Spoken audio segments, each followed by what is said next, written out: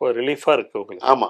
அடுத்தது என்னன்னா, அந்த 3 வருடத்துல அவங்க முடிக்காம, திருப்பி இன்னொரு 3 வருடம் முடிஞ்சிருச்சு. ஸோ 2வது ஊதிய ஒப்பந்த பேச்சுவார்த்தையும் முடிவுற காலகட்டம். பேசி முடிக்கணும் அப்படிங்கிற இடம். அதையும் பேசி முடிச்சுட்டோம். ஒரு 5 ஆண்டுகள்ல ஒரு ஊதிய ஒப்பந்த பேச்சுவார்த்தை நடத்துறதே ஒரு அரசு வந்து மிக சவால். சவாலான விஷயம். ஆனா, இப்போ இந்த 5 ஆண்டுல 2 ஊதிய ஒப்பந்த பேச்சுவார்த்தை நம்முடைய மாண்புமிகு முதலமைச்சர் அவருடைய தலைமையில முடிச்சு குடுத்துருக்கோம். இது வந்து உண்மையாவே எனக்கு மனநிறைவான ஒரு விஷயம். இன்றைக்கு இந்த துறை வந்து எந்த சங்கடமும் இல்லாமல் பணியாற்றுகிறாங்க. கீழ இருக்கிறவங்கன்னா, அவங்களுக்கு மாண்புமிகு முதலமைச்சர் வந்து கொடுத்த அவர்கள் எதிர்பார்த்த ஊதிய உயர்வு கொடுத்து, அவர்களுக்கு இருந்த பல்வேறு சங்கடங்கள்லாம் இருந்தது. அதெல்லாம் அந்த ஊதிய ஒப்பந்த பேச்சுவார்த்தையில பேசி முடிக்கப்பட்டு இருக்கிறனால தான், தீபாவளி பொங்கலின் போது கடந்த காலங்கள்ல எப்ப பார்த்தாலும் புகாரா இருக்கும். நீங்களே பார்த்திருப்பீங்க. ஆமா, ஆமா. பேருந்து இல்ல, மறியல் நடக்குது அதுன்னு.